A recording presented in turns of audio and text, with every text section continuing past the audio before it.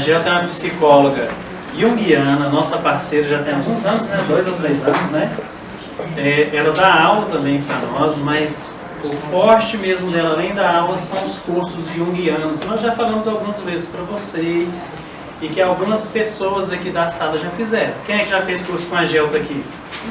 Nossa, ó, metade da sala. É bom ou não é? É muito bom. Então, por isso nós trouxemos a Gelta aqui hoje para estar falando de Jung, né? O título da palestra é Jung, da psicanálise à psicologia analítica, né? Ele era um médico, né? Que descobriu a psicanálise através daquele livro de Freud, lá da interpretação de sonhos, ficou amigo de Freud, andou com ele muito tempo, mas só que ele expandiu os horizontes. Mas ele só não foi considerado psicanalista porque ele desenvolveu a sua própria teoria, as suas técnicas, o seu modelo de trabalho que fugiu da psicanálise freudiana. Só que ele também é um estudioso e um pesquisador do inconsciente, assim como Freud. Então, está bem dentro dessa área e, portanto, nós aqui acolhemos Jung também como parte da nossa formação. Tá? Os alunos da turma de sábado, próximo mês, já terão aulas de Jung, tá bom? Então vamos aproveitar e com certeza vai servir com uma excelente abertura pra gente. E você já fica à vontade, a casa é sua. E vamos lá, a gente tem até meia-noite para terminar essa palestra. Sejam todos bem-vindos, é um prazer estar aqui com vocês novamente. Adoro falar de Jung, então não perca essa oportunidade. Então, a teoria, por que eu coloquei essa frase? Porque a teoria de Jung, a base dela é o processo de individuação, né? Então, mas para a gente concluir ou pelo menos desenvolver bastante nesse processo de individuação, nós temos que primeiro descer aos infernos. O que seria descer aos infernos? Ir de encontro com a nossa sombra, né? Primeiro a gente tem que integrar, trabalhar a nossa sombra, para que a gente consiga subir aos céus, tá? Então, o primeiro passo na teoria junguiana, nas análises que a gente faz, é trabalhar essa parte da sombra com o indivíduo. O que é a sombra? É tudo aquilo que a gente renega em nós mesmos e joga no inconsciente. Quer conhecer a sua sombra? Olha para aquela pessoa que você não tolera muito, que você acha chato, para o seu inimigo. Ali normalmente tem projeção de conteúdos seus. Então, para a gente entrar nesse processo de individuação e ir galgando espaço nele, primeiro a gente tem que integrar essa sombra, resolver esses nossos conflitos, esses problemas que a gente rejeita em nós. Tá? Uma pergunta, né? O que vocês já ouviram falar sobre Jung? Alguém quer trazer isso para nós? Alguns que já participaram do meu curso já ouviram falar bastante, mas as pessoas que estão iniciando o curso de formação, o que vocês já ouviram falar sobre Jung? Os arquétipos. Sobre os arquétipos. Individuação. O que mais? Sombra. Mais alguma coisa? Sim. Tá. Então, naturalmente, Jung, muitas pessoas já ouviram falar alguma coisa sobre ele. É uma palavra que eu tenho certeza que todo mundo já ouviu falar, é a respeito dos complexos. Quem nunca ouviu falar, isso aí tem complexo de inferioridade, complexo de superioridade.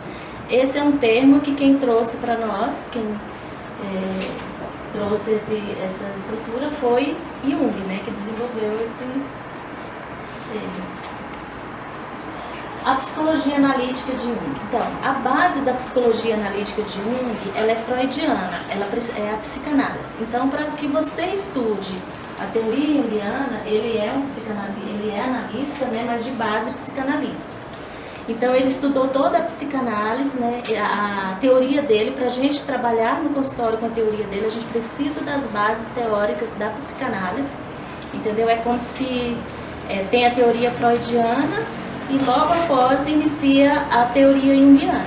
E Jung sem Freud não funciona. Então é necessário, é muito importante a psicanálise, né? A psicologia analítica, ela também é considerada uma psicologia humanista e ela é considerada também a psicologia profunda. Ela recebe também esses nomes e recebe também um outro nome que é a psicologia dos complexos, tá? Essa teoria, Jung produziu a sua teoria a partir das experiências que ele vivenciou. Né? Ele é filho de um pastor. A mãe, ela tinha espiritualidade e ela gostava muito das coisas místicas. Então ele tinha essa dualidade dentro de casa, né? O pai pastor, a mãe envolvida com esse misticismo, e ele tinha uma prima que ela tinha fenômenos espirituais, né? Então ele começou a curiosidade dele aí. Então ele buscava resposta para esses conflitos que ele vivenciava dentro de casa mesmo, né? Aos 12 anos ele já tinha lido todas aquelas obras, a principal obra de cada autor daquelas coleções, os filósofos. Então com isso ele ajudava. E para buscar as respostas, ele buscava nas experiências da própria vida, né? Na mitologia, na alquimia, na antropologia, na filosofia, na psicologia, na simbologia, dentro da psicologia e também na simbologia. Ele foi um psiquiatra, né, que se dedicou aos estudos da psiquiatria. Ele se encantou com as psicoses, né? A parte que ele começou a estudar principalmente foram as psicoses. E nessas psicoses ele via conteúdo de todas essas áreas, né? Da mitologia, alquimia, antropologia, e além das experiências que ele vivenciava em casa, isso foi montando na cabeça dele. Ele era muito criativo, né? Começou a iniciar essa produção da teoria dele.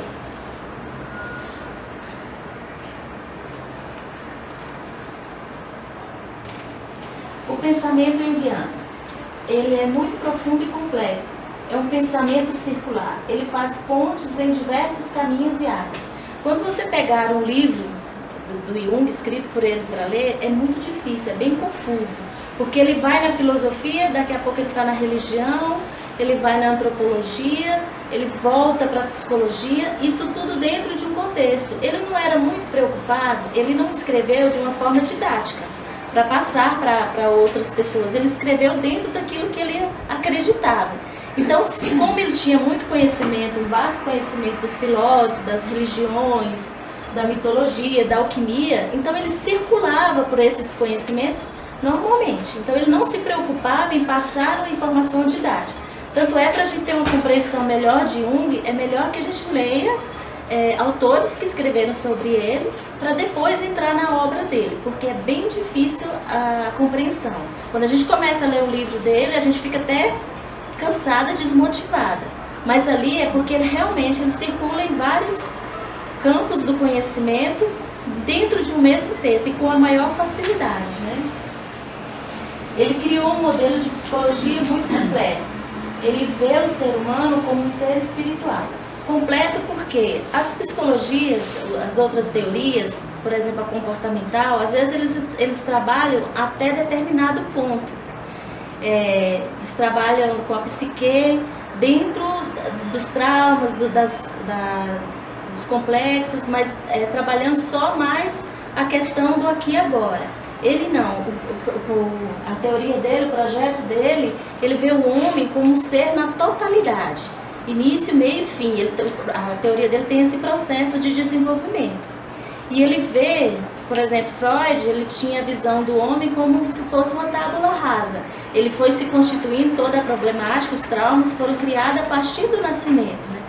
Jung não. Jung ele tem a visão do homem como um ser espiritual, que ele traz algo nessa bagagem, né, além do que constitui aqui no cotidiano dele. E esse processo, a teoria dele tem essa linha mestra, que é esse processo de individuação, que você inicia ao nascer e vai continuando, é por toda a vida. Então, por isso que a teoria dele ela é total, ela tem o início do desenvolvimento e até levar a pessoa à individuação, que é esse encontro, a união dos opostos. Jung trabalha muito com a questão dos opostos, alto, baixo, homem, mulher, ânimos e ânimo.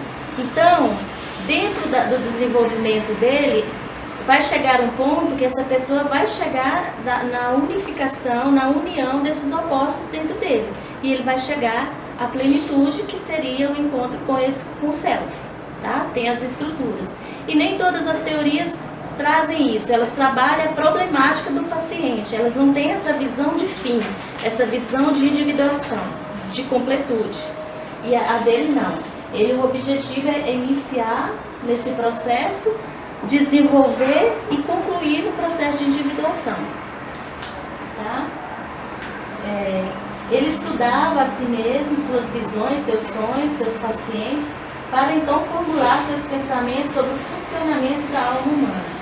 Então, a experiência dele era a autoexperiência. Ele analisava seus sonhos, os fenômenos que aconteciam com ele, as visões, com os próprios pacientes, e ele iria moldando a sua teoria. Então, a teoria dele foi baseada praticamente nas experiências dele. Tá? O primeiro psicólogo transpessoal, que vê a psique não como a mente, mas como a alma. Então, se a gente olha, estuda essas outras teorias da psicologia, eles não falam muito em alma, eles falam em mente, eles usam outros termos. Mas para Jung não, ele foi a primeira teoria a ser chamada também a teoria de transpessoal ou parapsicologia, porque ele tem um olhar além do aqui e agora, né? As outras vão até certo ponto, ele criou o inconsciente coletivo. Por exemplo, a psicanálise, ela vai até o inconsciente pessoal. Ele vai até o inconsciente pessoal e passa disso, ele é transpessoal, ele entrou no inconsciente coletivo, em arquétipos, em uma psicologia muito profunda, em algo quase chamado numa parapsicologia, tá?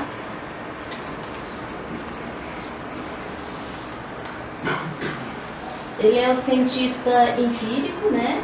Ele, como já disse, ele elaborou sua própria teoria a partir das experiências.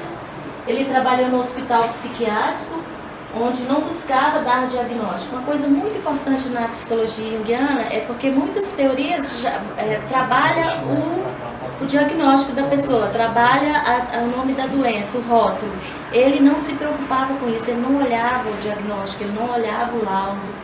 Ele olhava o paciente e ele tentava entender aquilo que o paciente estava trazendo, aquele conteúdo, dentro do que ele havia estudado, dentro dos conhecimentos que ele tinha dentro daquelas áreas todas. Como assim, já? Por exemplo, ele tinha um paciente nesse hospital psiquiátrico que o paciente foi quando ele descobriu a questão do inconsciente coletivo, foi quando ele começou a pensar sobre o inconsciente coletivo. Era um paciente que na cultura desse paciente não trazia um conhecimento que no delírio dele ele apresentava. Esse paciente via um sol com um pêndulo gigante e que esse pêndulo balançava e esse pêndulo dava a questão da hora, né, do dia.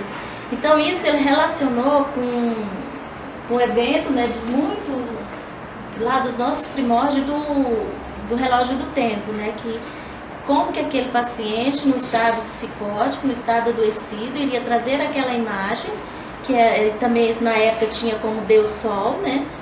Trazer esse mesmo símbolo, essa mesma simbologia de algo cultural dos nossos primórdios, né? De uma civilização muito antiga. Então, o que ele percebeu?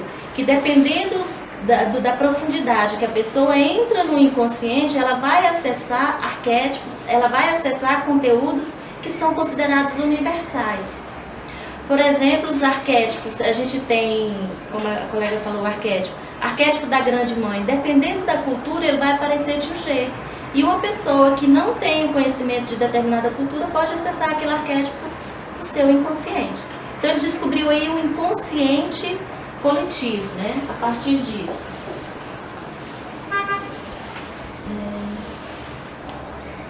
Ele estudou a tensão entre a ciência e a vida espiritual, a alma, né?